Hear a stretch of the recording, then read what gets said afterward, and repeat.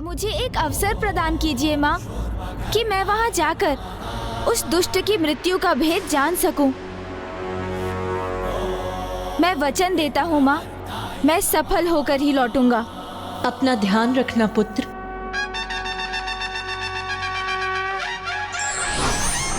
स्मरण रखना देवताओं, मेरे इस स्थान में आने के द्वार सदैव खुले हैं, किंतु यहाँ से प्रस्थान करने का मार्ग एक ऐसा संकटमयी जाल है जिसे भेद कर यहाँ से निकलना असंभव है।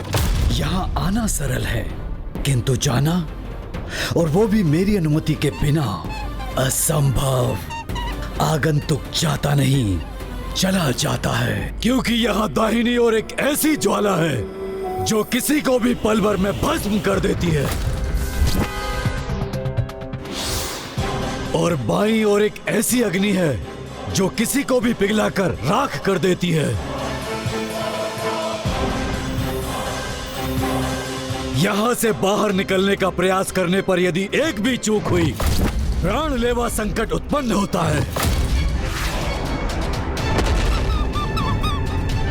यदि उस संकट को कोई भी पार कर जाए, फिर उससे भी नवीन संकट प्रकट होता है, और जो आकाश मार्ग से यहाँ उड़ने का प्रयास करते हैं, उनका भी यही परिणाम होता है।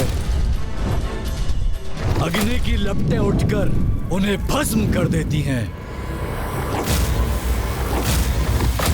इसीलिए यहाँ आना सरल है, किंतु यहाँ से सुरक्षित जाना असंभव।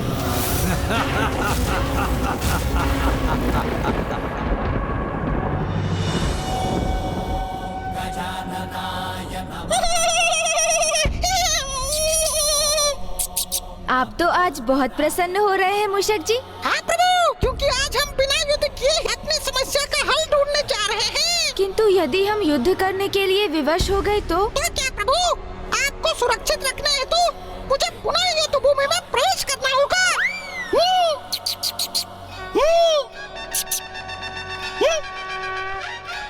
यहाँ का प्रवेश द्वार तो खुला है और यहाँ कोई द्वारपाल भी नहीं। ये कैसी मूर्खता है इस असुर की? शत्रु को मूर्ख समझने वाला बहुत बड़ी मूर्खता करता है मूषक जी। आप मुझे मूर्ख पुकार रहे हैं प्रभु? कि खुला द्वार कोई मूर्खता नहीं, अन्य कोई दुष्ट बुद्धि ऐसी मूर्खता नहीं कर सकता। मुझे तो ये उस दुष्ट का षड्यंत्र प्रतीत हो रहा है मूषक जी। षड्यंत्र प्रभु, अर्थात संकट? हाँ मूषक जी, किंतु भयभीत मत होइए आप, क्योंकि भयभीत होना तो पराजय के द्वार खोलता है, और हम यहाँ पर पराजित होने नहीं आए हैं। चलिए अब भीतर चलना होगा।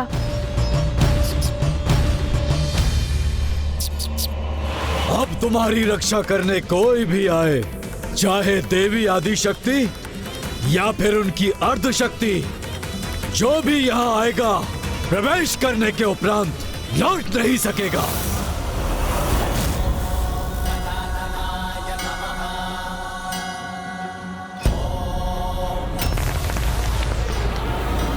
मुझे ऐसा आभास क्यों हो रहा है जैसे मेरे पीछे कुछ हो रहा हो।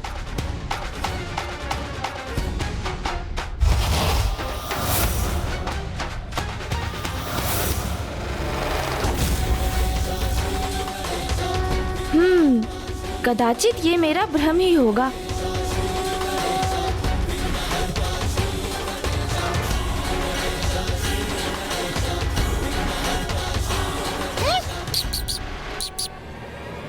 बाहर निकलो अरुणासुर।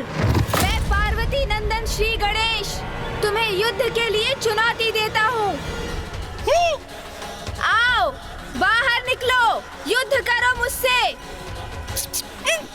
प्रभु ये क्या वास्तव में हम यहाँ युद्ध लड़ने ही आए हैं? प्रभु आपने तो कहा था यहाँ शक्ति नहीं युक्ति का प्रयोग करेंगे हम, फिर आप इस असुर को युद्ध की चुनौती क्यों दे रहे हैं प्रभु? चिंता मत कीजिए मूषक जी, बस आप तो देखते जाइए। यदि है इतना सामर्थ्य तो युद्ध करो मुझसे, प्रदर्शन करो अपने सामर्थ्य का। बाहर आओ।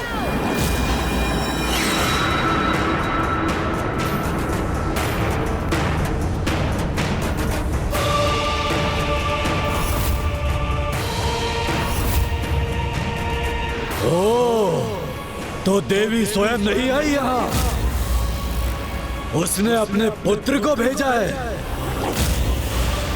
कोई बात नहीं, शीघ्र तुम्हारे साथ वो भी मेरा बंदी बनेगा। तब तो देवी स्वयं आने में विवश हो जाएगी ना।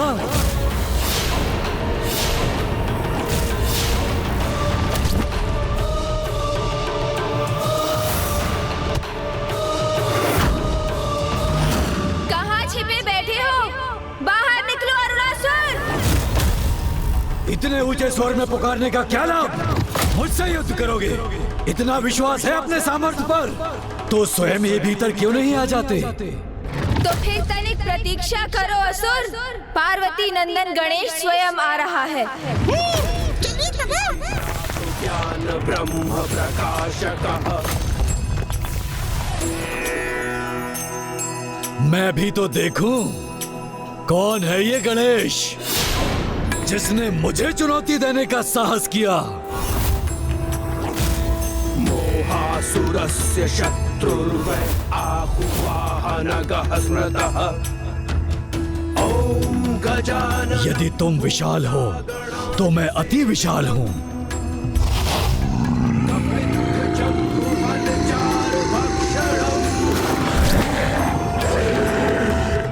उमासुतं शोकविनाशकारकम्। नमामि विघ्नेश्वर पादपङ्कजम्।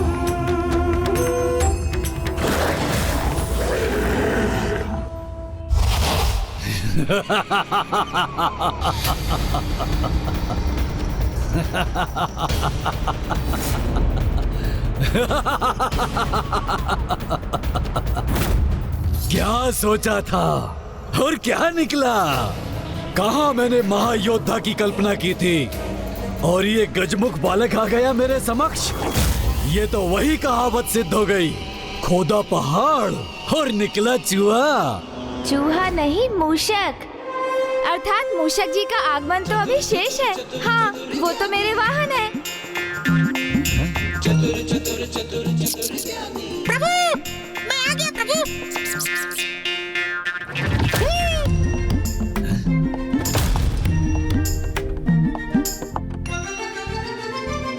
तुम्हारा तो आरंभ होते ही अंत हो जाता है। तुम्हारी माता को तनिक भी दया नहीं आई तुम्हारे ऊपर। तुम जैसे नन्हे बालक को मुझसे युद्ध करने के लिए भेज दिया। जीवित नहीं देखना चाहती क्या वो तुम्हें? किंतु आ ही गए हो तो आगे बढ़ो। मुझको युद्ध की चुनौती दी है ना तुमने। निकालो अपना अस्त्र और युद्ध करो मुझसे। अस्त्र? किंतु मैं तो कोई अस्त्र लेकर ही नहीं आया। तो फिर मुझसे युद्ध कैसे करोगे? चलो कोई बात नहीं, मैं ही अस्त्र प्रदान करूंगा तुम्हें। अर्थात आप इतने शक्तिशाली, शक्ति संपन्न, विशालकाय होने के पश्चात भी मेरे समान एक नन्हे बालक से युद्ध करेंगे? क्या ऐसा युद्ध आप जैसे शक्तिशाली असुर को शोभा देता है भला? स्वयं युद्ध के लिए ललकारते भी हो और स्वयं पीछे हटने का उपाय भी सोचते हो। अरे नहीं नहीं असुर जी, मैं पीछे नहीं हट रहा हूँ। किंतु युद्ध एक ही प्रकार का कहाँ होता है? उसके तो अनेक प्रकार होते हैं ना। जैसे रण युद्ध जो सेनाओं के मध्य होता है, मल्ली युद्ध जो दो योद्धाओं के मध्य भुजाओं की शक्ति से होता है, गृह युद्ध जिसके अस्त्र राजनैतिक दांवपेच होते हैं,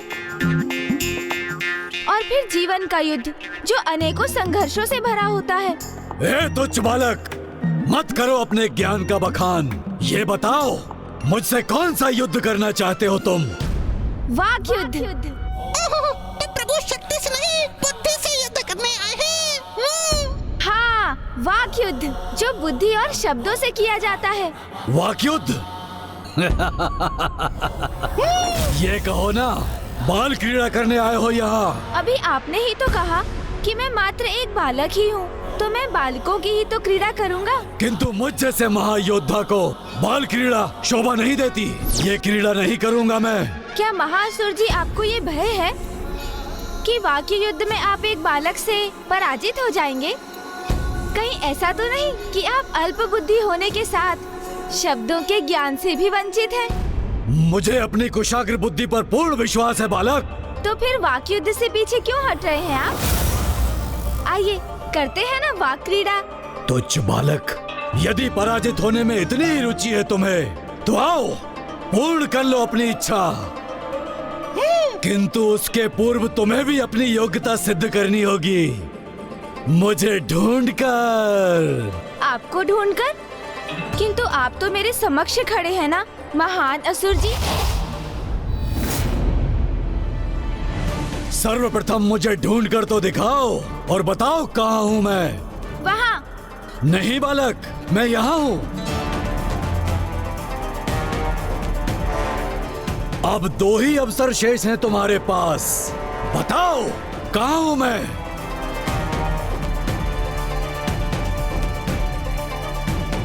वहाँ। वहाँ नहीं, यहाँ हूँ मैं गजमुख बालक।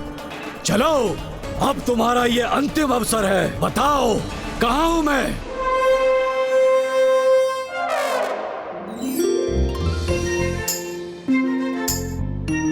बहुत निपुण हैं आप छिपने में असुर जी। अच्छा तो कहो कहाँ हूँ मैं।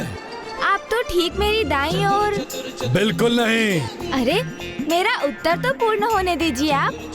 मेरी ठीक दाहिनी ओर नहीं, अपितु मेरी बाईं ओर के मध्य में स्थित है। उस स्तंभ के निकट खड़े हैं आप। ये कैसे ज्ञात किया तुमने? आपका संपूर्ण ध्यान तो मुझ पर ही था ना, इसलिए मैं जहाँ देखता था आप वहाँ से हट जाते थे। किंतु मेरे मूषक जी का ध्यान आप पर था। देखिए ना, आपकी पूंछ अभी भी उनके मुख में है।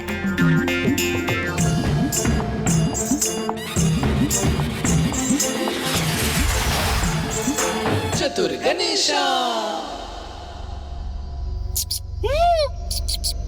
कदाचित आप भूल गए महान असुर जी कि मूषक सूंघकर किसी भी वस्तु को ढूंढ निकालने में बहुत निपुण होते हैं। मूषक की सहायता लेने का लाभ तो हुआ है तुम्हें,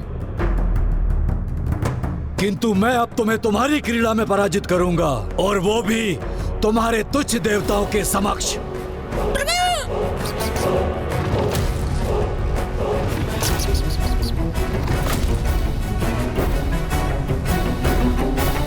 तो यहाँ बंदी है सभी देवता।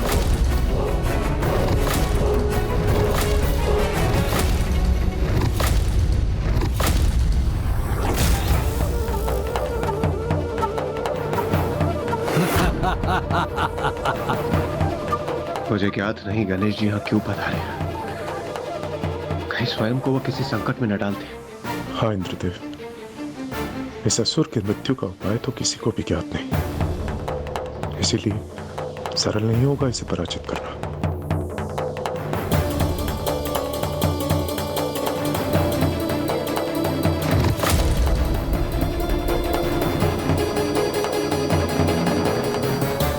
मेरी राजसभा में मेरे अतिरिक्त किसी के लिए कोई आसन नहीं। आप चिंता मत कीजिए असुर जी, मैं अपना आसन अपने साथ लेकर चलता हूँ। कहाँ है इस तुच्छ बालक का आसन? मूषक जी। प्रभु।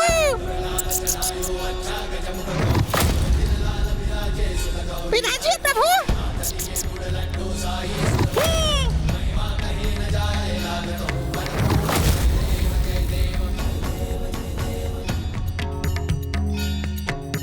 तुम्हारे साथ तो वाकयुद्ध बड़ा ही रोचक होगा, परंतु क्रीड़ा में आनंद तभी आएगा जब उसमें कुछ दांव पर लगा हो। किंतु यदि तुम्हारी पराजय हुई तो संपूर्ण जीवन मेरा वाहन बनकर तुम्हें रहना होगा, क्योंकि सुना है गज पर आरूढ़ होने पर तो बहुत ही आनंद आता है।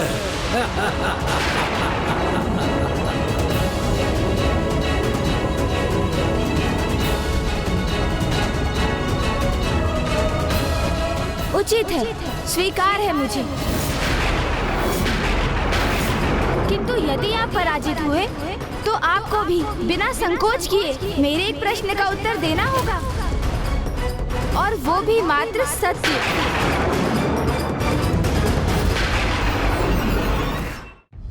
अरे अरे, आप तो पुनः संशय में चले गए। इतना विचलित मत होइए महान असुर जी, मैं आपसे अधिक कठिन प्रश्न नहीं पूछूंगा। मुझे स्वीकार है। ये गणेश जी स्वयं को संकट में क्यों डाल रहे हैं? प्रतीत होता है कि वो किसी योजना के साथ ही यहाँ आए हैं।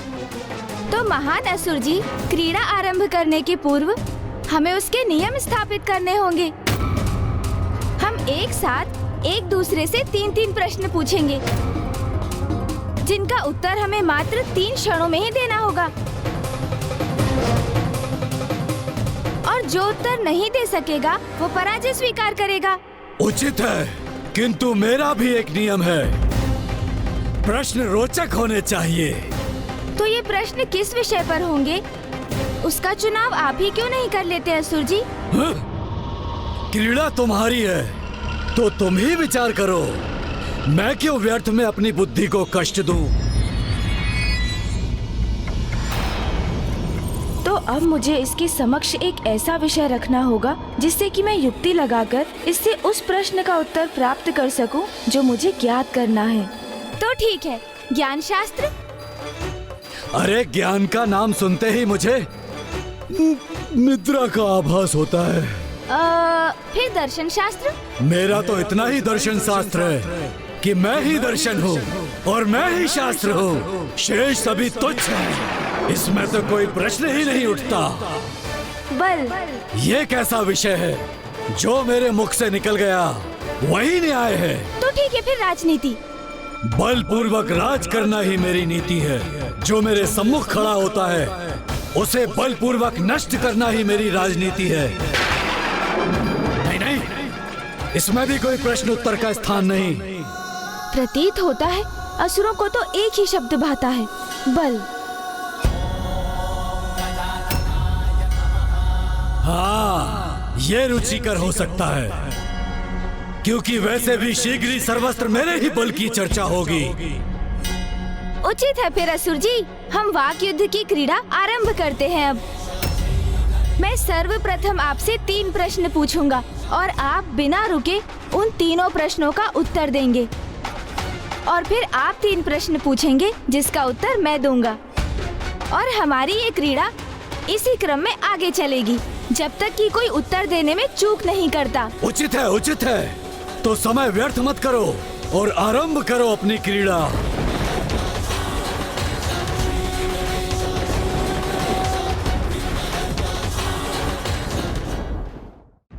बल का वास्तविक अर्थ क्या है? शासक के समक्ष शेष सभी तुच्छ होते हैं। सबसे महत्वपूर्ण बल क्या होता है? बाहुबल, जिससे संसार को अपने समक्ष झुकाया जा सके। जो सभी प्रकार के बल से परिपूर्ण है, उसे और क्या चाहिए? बल का प्रयोग कर बहुत कुछ प्राप्त करने की इच्छा, तभी वो अपने बल का उचित प्रयोग कर सकता है। आश्चर्य, इस असुर ने तो सभी प्रश्नों के उत्तर दे दिए। एक असुर अपनी असुरी बुद्धि से ऐसे ही अनर्थकारी उत्तर दे सकता है। अब मैं पूछूंगा, किंतु प्रश्न वही होंगे जो तुमने पूछे। उत्तर देने के पूर्व विलंब मत करना गजमुख बालक। बल का वास्तविक अर्थ क्या है? उद्धार। बल से किसी असहाय पीड़ित की सहायता और उद्धार न किया जाए तो वो बल व्यर्थ हो जाता है महान असुर जी। सबसे महत्वपूर्ण बल क्या है? बुद्धि बल, जिससे संसार को झुकाने के स्थान पर उसके प्रभाव से संसार की भलाई का उपाय किया जा सकता है। जो सभी प्रकार के बल से परिपूर्ण होता है, उसे और क्या चाहिए? संतुष्टि, क्योंकि बलशाली होने पर भी असंतुष्ट रहने वालों का बल अंततः उन्हीं को क्षति पहुंचाता है। ये हैं इन प्रश्नों के उचित उत्तर।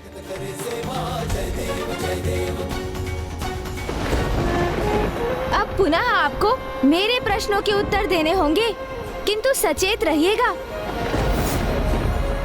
आपने उत्तर नहीं दिया अथवा अधिक समय लिया तो आप पराजित हो जाएंगे असुर जी। तुच्छ बालक, मुझे कोई पराजित नहीं कर सकता, इसीलिए पूछो अपने प्रश्न। तो बताइए मुझे, जिनमें बल का अभाव है वो क्या है? अरे क्या है? व्यर्थ है वो। निरर्थक है उनका जीवन। जो बलहीन है तो वो अपना जीवन सार्थक करने हेतु स्वयं को कैसे बलशाली बना सकते हैं? वरदान की शक्ति से। तो बताइए, आपको ब्रह्मदेव से क्या वरदान प्राप्त हुआ है?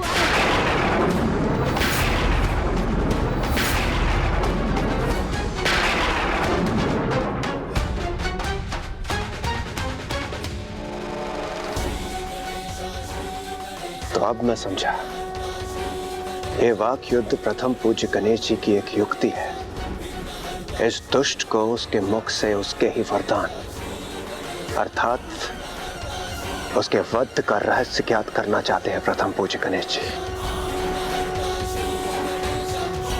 अद्भुत है प्रथम पूज्य गणेश जी की बुद्धि। यदि यह दुष्ट उनके इस प्रश्न का उत्तर देता है तो स्वयं अपने ही मुख से अपने वध के रहस्य को उजागर करता है, और यदि प्रश्न का उत्तर नहीं देता है तो वह इस वाक युद्ध में पराजित होकर गणेश जी के एक प्रश्न का उत्तर देने के लिए बाध्य होगा।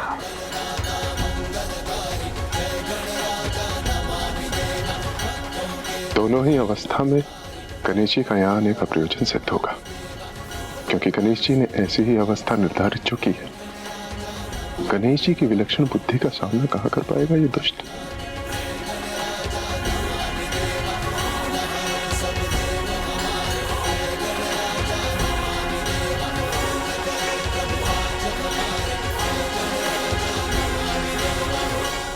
यदि कार्य सुई से हो तो वहाँ तलवार उठाना व्यर्थ है। उसी प्रकार जहाँ कोई कार्य बुद्धि से बनने की संभावना हो वहाँ बल का प्रयोग कदापि नहीं करना चाहिए।